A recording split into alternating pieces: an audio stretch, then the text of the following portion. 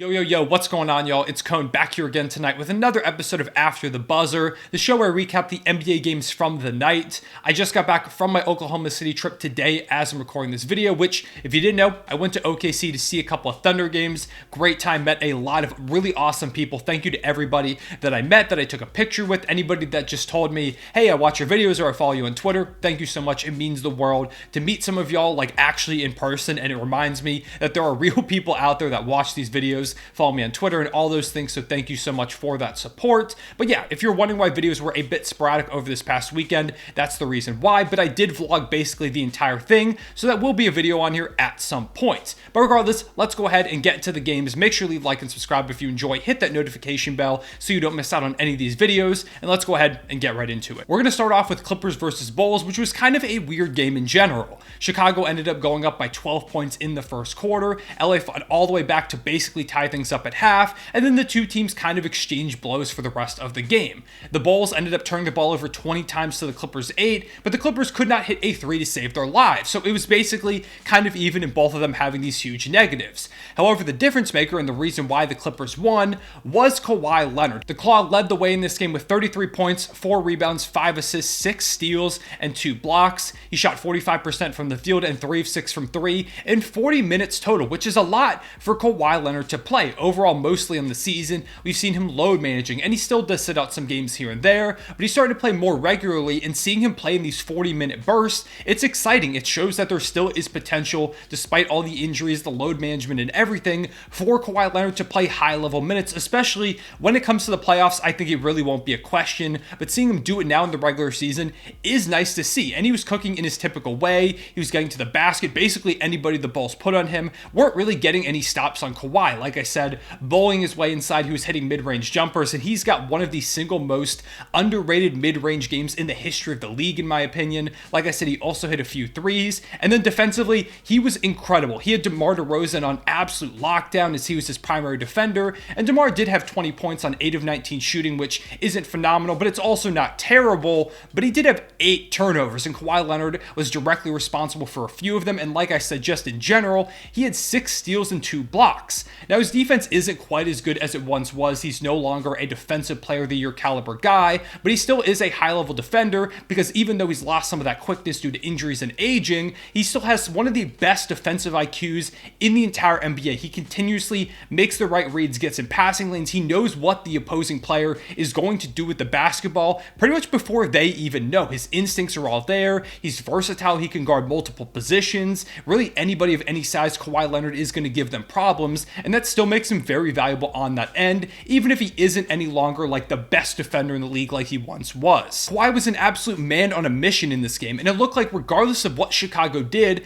Leonard wasn't going to let them lose this game, and this is the Claw that I've been waiting to see all season, and I knew it was going to take some time for him to work back from an ACL injury, and then also just not playing basketball for a full year. There's going to be some rust to work off, but there also is aging, and when you take a look at a player that's had as many injuries as Kawhi has had, you have to consider the fact that his body might just be starting to break down. So I thought, Kawhi can still be really good. He can still be like a top 15, top 10 player, but who knows if we're going to see the dominance that we've seen from Kawhi in the past.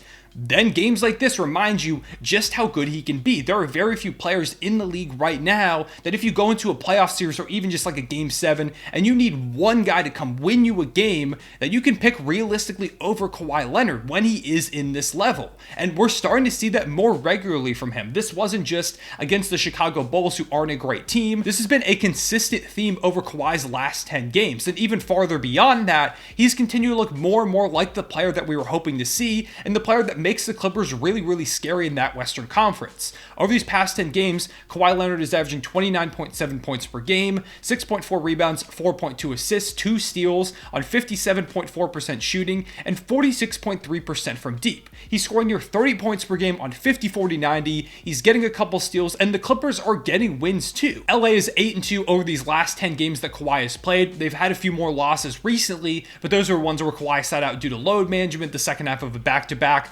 things like that. But when Kawhi plays, they're very rarely losing. And when he does play as well, they're a top 2 offense in the league over these past 10 games. Now, the defense hasn't been great. They've been struggling, but they've been a top 10 unit on that end of the court most of the season. So I'm going to give them the benefit of the doubt. I still think they are a really good defensive team. If that offense continues to come along, they look a lot scarier. I picked them to win the NBA Finals before the season because I thought they could be a high-level offense and a high-level defense, and they're showing the potential of being both. Now they've just got to put it both together. We've seen them do it offensively. We've seen them do it most of the season defensively. Can they put these two things together? And I think when you have Kawhi playing at such a high level, it makes things so much easier. I mean, it's no coincidence that since Kawhi Leonard has once again started to look like a top 10, maybe even top 5 player, although I would say probably more around that top 10 range because the talent in the league is ridiculous at the moment. But when Kawhi Leonard is playing like that, the Clippers just look so much better. And I'm sure that's a no-brainer, but it really is kind of hard to fathom just how much better he makes them look. Like, it's not just a significant improvement, it is like a world earth-shattering level improvement when Kawhi is on the court and playing at this high level versus when he isn't. I didn't think it would be that much of a problem because the Clippers theoretically have really high level depth, but they've been dealing with injuries, and even some of those players that were supposed to be big depth pieces for them just haven't performed up to this point. So Kawhi Leonard coming back and being healthy, playing regularly, is super important to their success now, as well as their success long term. If you're having these games and these stretches where Kawhi is playing at an elite level and the other guys can learn their roles around him for when you go into a playoff scenario, that is huge for your eventual hope at playoff success. And speaking of eventual playoff hopes, the Clippers have gone from being a play-in team for most of the season to now the 4th seed in the Western Conference due to this recent stretch, and they're just about a game and a half behind the Sacramento Kings for that 3 seed. They have gone on a massive run, and of course that is the play of Kawhi, but they're also just getting a bit healthier. They've dealt with a ton of injuries to basically their whole team over the course of their season. Also, like I said, some of the depth pieces just haven't been as good as they were supposed to be, but now that the Clippers are starting to click, things are looking really good. They're once again looking really scary in that Western Conference, and I don't think it's any coincidence that Kawhi Leonard coming back ends up correlating directly with this recent success. I think that's pretty obvious. But they do have a really tough schedule coming up, and I think this is really the 13-game stretch that's going to show, hey, maybe the Clippers are back, or was this just kind of a fluke? Because this 13-game schedule is super rough. Over these matchups, they play the Bucks, the Knicks, the Nets, the Mavs, the Bucks again, the Warriors, the Suns, who will probably have Devin Booker back at that point, the Kings, the Nuggets, the Timberwolves, the Warriors, the Kings, and the Grizzlies. Those are a lot of tough games, including against like the Kings twice, who, like I said, they're directly in competition with the Grizzlies, who they're trying to catch up with and have recently been on kind of a fall off. You also have potential playoff opponents if they make a deep run with the Denver Nuggets, and the Milwaukee Bucks maybe even if they make a run all the way to the finals. So this is a big stretch for them to prove themselves, and I'm super interested to see how they end up performing, and I'm also very curious to see what they do at the deadline, because on paper, once again, the roster looks really, really good. But in execution, it hasn't been nearly as great as you would hope it to be. And also, we've seen seasons in the past where the Clippers end up making a run but end up petering out. And with how old Kawhi is getting and Paul George and the injuries are still looming, this could be one of the very few seasons left for them to try and compete for a championship. So I would expect them to be very aggressive at the deadline. I think a name like Mike Conley makes sense as a point guard because they desperately need one. Terrence Mann has had some pretty solid starts at that point guard position, but he's probably not your preferred guy heading into a playoff series as your floor general. You know, John Wall was supposed to come in and be solid. He's not been good this season, and he's also been dealing with some injuries. Same with, Reggie Jackson. He's just not really a playoff starting caliber point guard at this point in his career. So they should probably look somewhere else, and I do think that point guard position is something that they will target. And I wouldn't be surprised if they also tried to go out and get a backup big behind Zubac, because right now they just don't have that type of size. They should probably go for another big body, and they could just overall fill things out. And if they do, if Kawhi Leonard keeps playing at the level that we've seen him play at recently, Paul George can stay healthy and continue to play at an all-star level as he has done for most of the season, the Clippers once again look really scary. And I'm not going to say they're title favorites or anything like that, because I've said that in the past and they've continuously burned me, but I will say that I'm feeling a bit better about them than I was about, a month ago or so. On the Bulls side of things, I really don't have too much to say other than I want to quickly give a shout out to Patrick Williams, the paw, going up against Kawhi Leonard, the guy that many people think, oh, maybe one day he could fit the mold of, not saying he will be Kawhi Leonard, but just kind of a player that he could follow the path of potentially. And he had a good game in this one. He had 11 points, nothing too crazy, but recently he's been looking better and better, showing a lot of his potential. So shout out to Patrick Williams. In some other league news, we had Heat versus Cavs, which saw Jimmy Butler put up 23 points and 3 steals in a Miami win by 3. Bam Adebayo also had a good game with 18 and 11. The two of them are competing for an all-star spot, in my opinion. I think the Heat are only going to get one guy.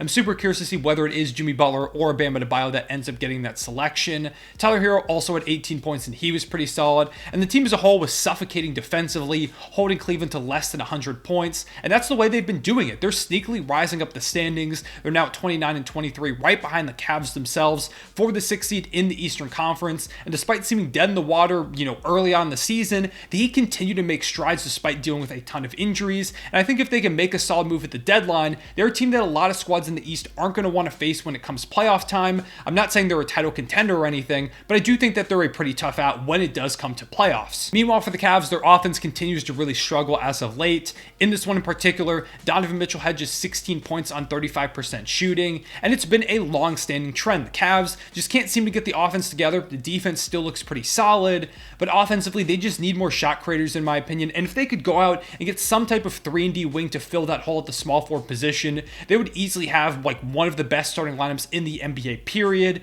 And it would just be a better fit. Isaac Okoro's tried to fill in, and he's had some moments, but he hasn't exactly been great. Karis LeVert doesn't fit there at all. They just need more shooting and just kind of guys that can create their own looks. So if they could go out and get someone that fits that role as a 3 at the trade deadline, I think it goes a long way to their success. Moving on to Lakers versus Knicks, LeBron led the way for LA in a win in Madison Square Garden with a 28-point, 10-rebound, 11-assist triple-double, and he's now just less than 100 points away from breaking Kareem's record as the all-time scorer in NBA history. And that just is continuously mind-blowing to me that that's a record that's soon going to fall, and not just fall, but LeBron is going to blow it out of the water, assuming he continues to play for a few more seasons like he said he would tonight. And I believe he can probably average well over 25 points per game continuously, basically until he retires at this level that he's going. So that scoring record might just be impossible to break by the time he's all said and done. AD also looked pretty good with 27 points and 9 boards. Rui Hachimura had a 19.9 rebound game on 8 of 12 shooting. Pretty good showing from him overall. Russ had a solid performance all around. It was pretty good from the Lakers, although the game did go to overtime because Jalen Brunson is just really good at basketball. He had 37 points and 6 dimes. The shooting percentages weren't great, but he made some huge plays down the stretch that got this game to overtime, even if they ended up losing, which involved him hitting a game-tying shot, as well as taking a huge charge on Anthony Davis to give them an attempt at a game winner, although it didn't go super well for Julius Randle, who didn't have his best game in this loss. Then we had Nuggets versus Pelicans, which saw the Joker continue to push his MVP case as Denver picks up a win, with him putting up a 26-point, 18-rebound, 15-assist triple-double, and with this triple-double, he's now averaging a triple-double on the season as a whole, which is absolutely absurd to say for a center. I really didn't think we were going to see anybody do it anytime soon, but he's doing it now. Luka will probably do it at some point in his career. It's just absurd, the things that we continue to see statistically in the NBA at the moment, and Jokic really looks poised to potentially win a back-to-back-to-back MVP. As for the Pelicans, they've now lost 9 games in a row and can't seem to find any type of rhythm without Zion in the lineup. He's just such a difference maker when he's out there on the court, and I don't think you needed me to tell you that, but once again, this stretch continues to show how much he is valuable to them and really how he is the best player in that squad and makes everything operate. And finally, we saw Giannis put up 35 points, 18 rebounds, and 4 dimes as the Bucks destroyed the Hornets. Chris Middleton had 18 points off the bench in just 20 minutes as well. Pretty good showing from him as he continues to work back from injury. While meanwhile, LaMelo Ball became the Hornets' all-time leader in triple-doubles with a 27, 10, and 11 game, although the shooting splits were a bit rough, and Charlotte still desperately needs to have a fire sale within the next week. With all that being said, I appreciate y'all watching. Make sure you leave a like and subscribe if you enjoy, and hit that notification bell so you don't miss out on any of these videos. Also, go ahead and comment down below, do you think the Clippers are title contenders as currently constructed, with Kawhi Leonard once again playing like one of the best players in the league, or what moves do you think they need to make to truly become title contenders in your eyes? I appreciate y'all watching. I'll see y'all later. Real One, say it back.